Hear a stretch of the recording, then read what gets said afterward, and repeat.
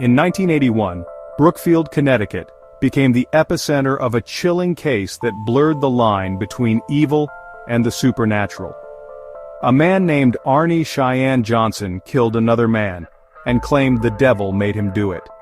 This wasn't just a legal defense, it was a desperate cry from a family convinced they'd faced a real demon. The case forced everyone to ask, can evil truly possess a person, or is it just a mask for human darkness? The story involves a young boy, his terrified family, and famed paranormal investigators Ed and Lorraine Warren. This wasn't about a haunted house, it was about a direct confrontation with something ancient and malevolent.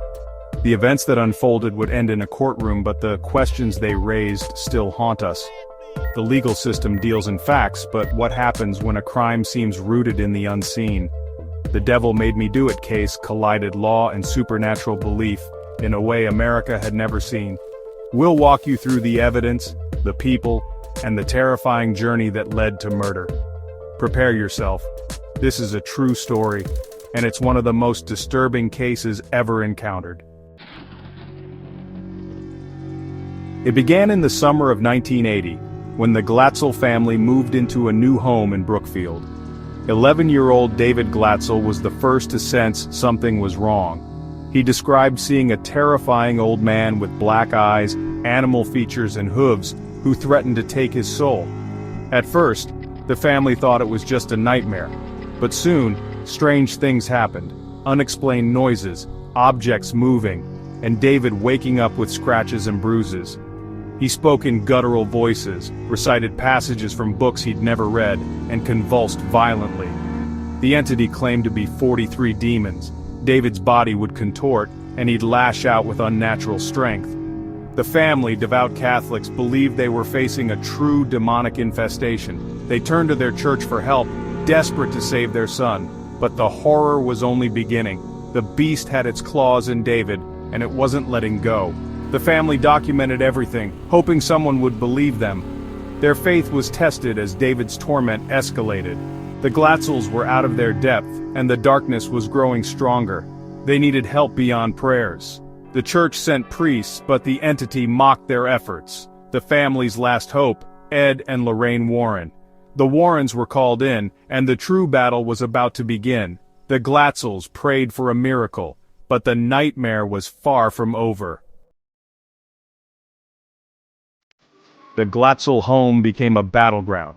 David's personality would shift from loving child to snarling stranger in seconds. He described visions of a horned beast threatening the family. Shadows moved in the corners, whispers echoed, and David even levitated during violent episodes. The family was terrified and isolated, watching their son suffer. Priests from St. Joseph's Church blessed the house and prayed, but the entity only mocked them.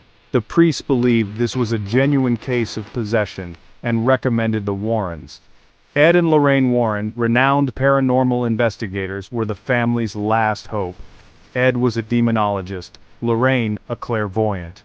The Glatzels hesitated, but desperation won out. They called the Warrens, praying they could save David. The family braced for a fight against something they couldn't see. The darkness was relentless. Every day brought new horrors. The Glatzels clung to faith as their world unraveled. The Warrens' arrival marked a turning point, but the true test was still to come. The family's ordeal was far from over. The siege had only just begun. Ed and Lorraine Warren entered a home thick with fear. Lorraine sensed a dark, non-human presence clinging to David. Ed documented the family's accounts and the physical evidence, scratches, bruises, and chilling audio recordings. The Warrens were convinced. This was real possession. Using religious artifacts, they provoked violent reactions from David. Lorraine confirmed it was a legion of entities, not just one. The Warrens petitioned the church for a formal exorcism, but while waiting they performed minor rites to weaken the demon's hold. The family and investigators prepared for a dangerous confrontation.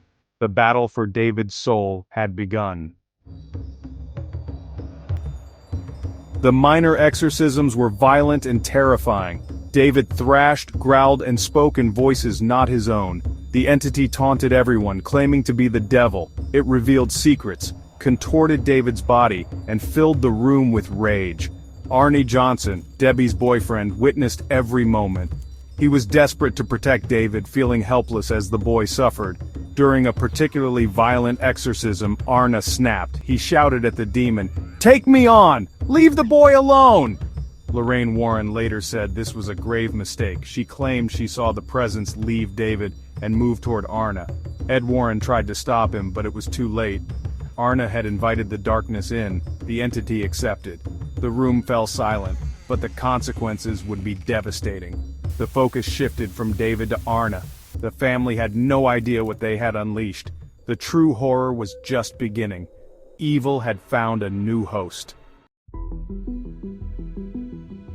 After Arne's challenge, David's torment eased, but Arne began to change. He became withdrawn, suffered blackouts, and felt a dark presence inside him. He growled, had waking visions of the beast, and lost control of his body. Debbie saw Arne fall into trances with no memory afterward. Lorraine Warren warned the family. The demon had accepted Arne's invitation. Despite warnings, Arne and Debbie moved out, hoping to escape the darkness.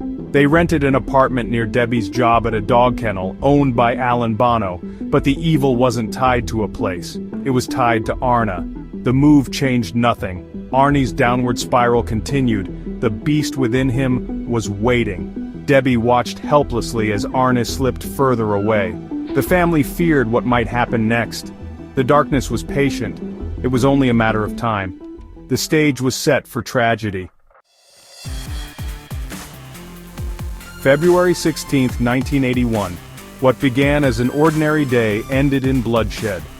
Arne joined Debbie, her sister, and cousin at the kennel along with owner Alan Bono. After lunch and drinks, Bono became agitated and grabbed Debbie's young cousin. Something inside Arne snapped. Witnesses saw his face go blank, his eyes empty, and heard him growl, the same sound David had made. Arne attacked Bono with a pocket knife, stabbing him repeatedly. The attack was brutal and swift. Bono collapsed, mortally wounded. Arne walked away in a daze, later found by police with no memory of the killing. Debbie and her family told police it wasn't Arne, it was the demon.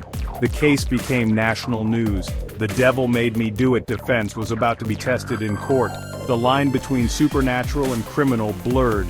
The tragedy shocked the town. The legal system faced a question it had never seen before.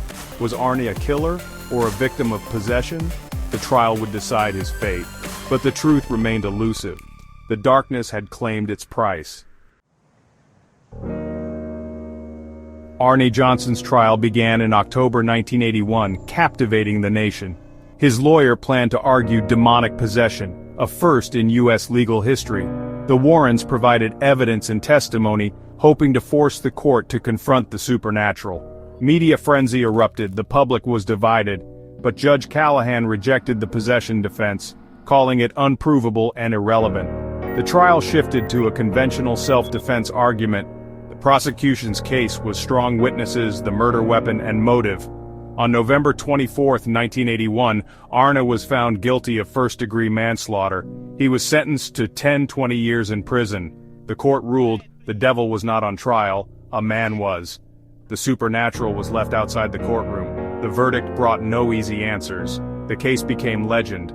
The questions it raised still linger. Justice was served, but the mystery endured.